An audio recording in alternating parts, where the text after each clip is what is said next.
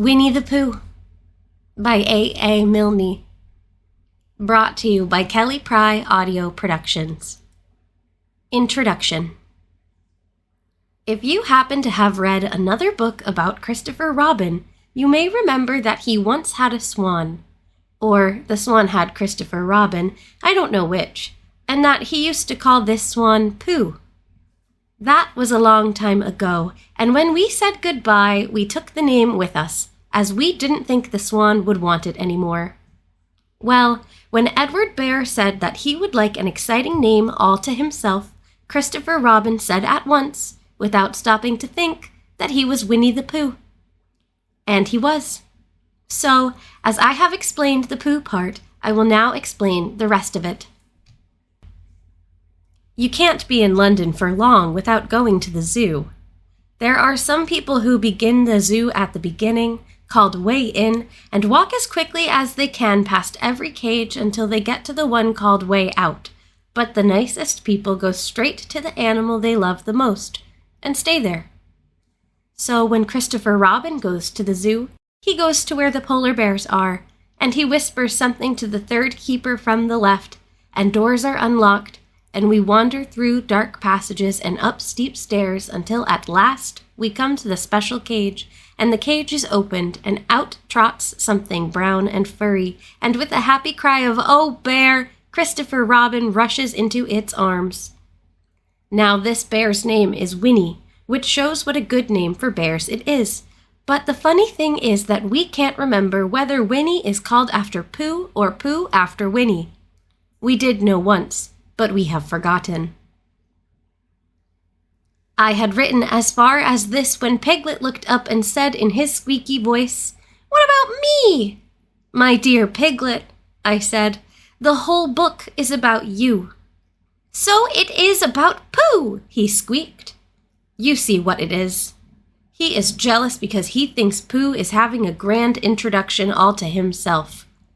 Pooh is the favorite, of course, there's no denying it, but Piglet comes in for a good many things which Pooh misses, because you can't take Pooh to school without everybody knowing it, but Piglet is so small that he slips into a pocket, where it is very comforting to feel him when you are not quite sure whether twice 7 is 12 or 22. Sometimes he slips out and has a good look in the ink pot, and in this way he has got more education than Pooh, but Pooh doesn't mind. Some have brains, and some haven't, he says, and there it is. And now all the others are saying, "What about us?" So perhaps the best thing to do is to stop writing introductions and get on with the book. A.A.M. Chapter 1, in which we are introduced to Winnie the Pooh and some bees, and the stories begin. Here is Edward Bear coming downstairs now, bump, bump, bump on the back of his head behind Christopher Robin.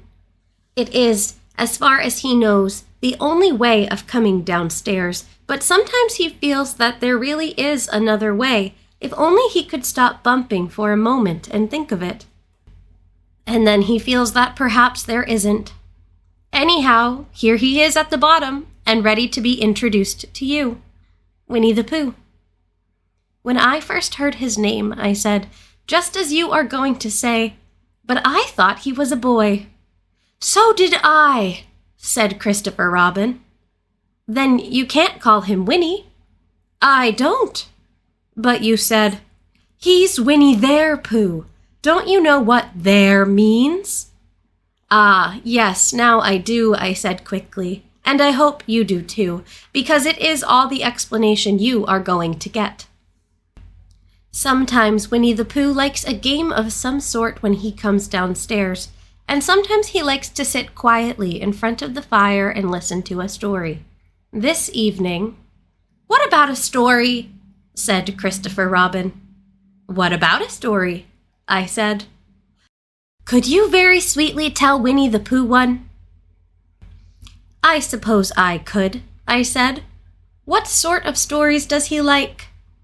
"About himself, because he's that sort of bear." "Oh, I see." "So could you very sweetly?" "I'll try," I said. So I tried. Once upon a time, a very long time ago now, about last Friday, Winnie the Pooh lived in a forest all by himself under the name of Sanders. "What does under the name mean?" asked Christopher Robin. "It means he had the name over the door in gold letters and lived under it." Winnie the Pooh wasn't quite sure, said Christopher Robin. "Now I am," said a growly voice. "Then I will go on," said I. One day when he was out walking, he came to an open place in the middle of the forest, and in the middle of this place was a large oak tree, and from the top of the tree there came a loud buzzing noise. Winnie the Pooh sat down at the foot of the tree, put his head between his paws, and began to think. First of all, he said to himself, "That buzzing noise means something.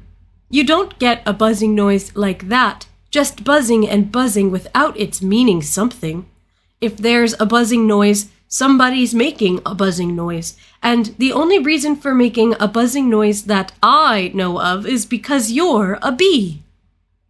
Then he thought another long time and said, "And the only reason for being a bee that I know of is making honey." Then he got up and said, "And the only reason for making honey is so I can eat it." So he began to climb the tree. He climbed, and he climbed, and he climbed, and as he climbed he sang a little song to himself. It went like this. "Isn't it funny how a bear likes honey? Buzz, buzz, buzz, I wonder why he does." Then he climbed a little further, and a little further, and then just a little further. By that time he had thought of another song. It's a very funny thought that if bears were bees, they'd build their nests at the bottom of trees. And that being so, if the bees were bears, we shouldn't have to climb up all these stairs. He was getting rather tired by this time, so that is why he sang a complaining song. He was nearly there now, and if he just stood on that branch. Crack! "Oh, help!" said Pooh as he dropped 10 feet on the branch below him.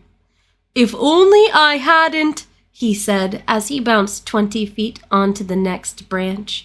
"You see, what I meant to do," he explained as he turned head over heels and crashed onto another branch 30 feet down. "What I meant to do? Of course, it was rather," he admitted as he slithered very quickly through the next 6 branches. "It all comes, I suppose," he decided as he said goodbye to the last branch, spun round 3 times, and flew gracefully into a gorse bush. "It all comes of liking honey so much. Oh, help!" He crawled out of the gorse bush, brushed the prickles from his nose, and began to think again. And the first person he thought of was Christopher Robin. "Was that me?" said Christopher Robin in an odd voice, hardly daring to believe it. "That was you." Christopher Robin said nothing, but his eyes got larger and larger, and his face got pinker and pinker. So Winnie the Pooh went round to his friend Christopher Robin, who lived behind a green door in another part of the forest. "Good morning, Christopher Robin," he said. "Good morning, Winnie the Pooh," said you. "I wonder if you've got such a thing as a balloon about you." "A balloon?" "Yes, I just said to myself coming along, I wonder if Christopher Robin has such a thing as a balloon about him. I just said it to myself, thinking of balloons and wondering." "What do you want a balloon for?" you said. Winnie the Pooh looked round to see that nobody was listening, put his paw to his mouth, and said in a deep whisper, "Honey!" "But you don't get honey with balloons." "I do," said Pooh. Well, it just happened that you had been to a party the day before at the house of your friend Piglet, and you had balloons at the party. You had had a big green balloon, and one of Rabbit's relations had had a big blue one and had left it behind, being really too young to go to a party at all. And so you had brought the green one and the blue one home with you. "Which one would you like?" you asked Pooh. He put his head between his paws and thought very carefully. "It's like this," he said. "When you go after honey with a balloon, the great thing is not to let the bees know you're coming. Now, if you have a green balloon, they might think you were only part of the tree and not notice you. And if you had a blue balloon, they might think you were only part of the sky and not notice you. And the question is, which is most likely?" "Wouldn't they notice you underneath the balloon?" you asked. "They might or they might not," said Winnie the Pooh. "You can never tell with bees." He thought for a moment and said, "I shall try to look like a small black cloud. That will deceive them." "Then you had better have the blue balloon," you said, and so it was decided. Well, you both went out with the blue balloon, and you took your gun with you, just in case, as you always did, and Winnie the Pooh went to a very muddy place that he knew of, and rolled until he was black all over. And then, when the balloon was blown up as big, and you and Pooh were both holding on to the string, you let go suddenly, and Pooh Bear floated gracefully up into the sky and stayed there, level with the top of the tree and about 20 feet from it. "Hooray!" you shouted.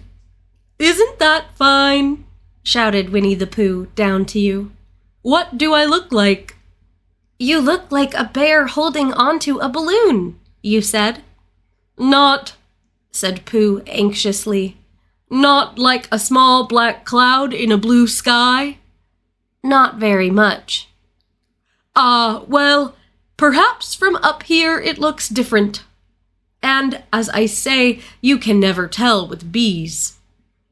There was no wind to blow him nearer to the tree, so there he stayed. He could see the honey, he could smell the honey, but he couldn't quite reach the honey. After a little while, he called down to you. "Christopher Robin!" he said in a loud whisper. "Hello!" "I think the bees suspect something." "What sort of thing?" "I don't know, but something tells me that they're suspicious." "Perhaps they think that you're after their honey." "It may be that.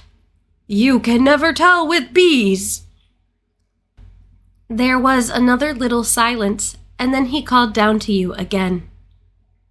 "Christopher Robin!" "Yes?" "Have you an umbrella in your house?" "I think so." "I wish you would bring it out here and walk up and down with it and look up at me every now and then and say, 'Tut, tut, it looks like rain.' I think if you did that, it would help the deception which we are practicing on the bees." Well, you laughed to yourself, "Silly old bear," but you didn't say it aloud because you were so fond of him, and you went home for your umbrella. "Oh, there you are!" called down Winnie the Pooh as soon as you got back to the tree. "I was beginning to get anxious. I have discovered that the bees are now definitely suspicious." "Shall I put my umbrella up?" you said.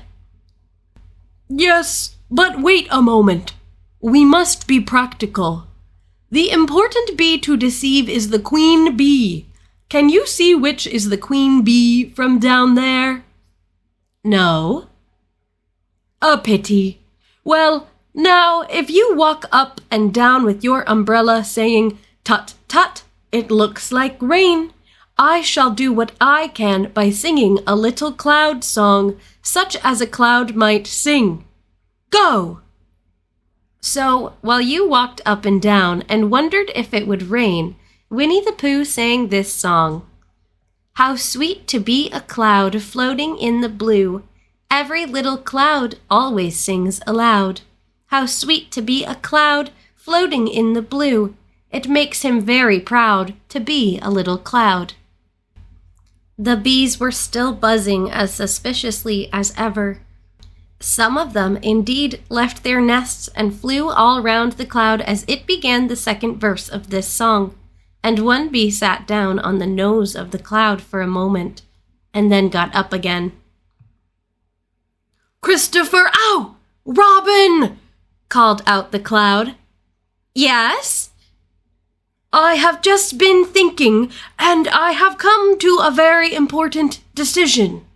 These are the wrong sort of bees. Are they? Quite the wrong sort. So I should think they would make the wrong sort of honey, shouldn't you? Would they? Yes, so I think I shall come down. How? Asked you. Winnie the Pooh hadn't thought about this. If he let go of the string, he would fall, bump, and he didn't like the idea of that. So he thought for a long time, and then he said, Christopher Robin, you must shoot the balloon with your gun. Have you got your gun? Of course I have, you said. But if I do that, it will spoil the balloon, you said. But if you don't, said Pooh, I shall have to let go, and that would spoil me. When he put it like this, you saw how it was, and you aimed very carefully at the balloon and fired. Oh, said Pooh. Did I miss? You asked. You didn't exactly miss, said Pooh, but you missed the balloon. I'm so sorry, you said, and you fired again, and this time you hit the balloon, and the air came slowly out, and Winnie the Pooh floated down to the ground. But his arms were so stiff from holding on to the string of the balloon all that time that they stayed up straight in the air for more than a week, and whenever a fly came and settled on his nose, he had to blow it off. And I think, but I am not sure, that is why he was always called Pooh. Is that the end of the story? Asked Christopher Robin. That's the end of that one. There are others. About Pooh and me? And Piglet and Rabbit and all of you? Don't you remember? I do remember, and then when I try to remember, I forget. That day when Pooh and Piglet tried to catch the heffalump, they didn't catch it, did they? No. Pooh couldn't because he hasn't any brain. Did I catch it? Well, that comes into the story. Christopher Robin nodded. I do remember, he said. Only Pooh doesn't very well, so that's why he likes having it told to him again. Because then it's a real story and not just a remembering. That's how I feel, I said. Christopher Robin gave a deep sigh, picked his bear up by the leg, and walked off to the door, trailing Pooh behind him.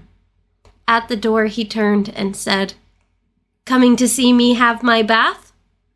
I might, I said. I didn't hurt him when I shot him, did I? Not a bit. He nodded and went out, and in a moment I heard Winnie the Pooh, bump, bump, bump, going up the stairs behind him.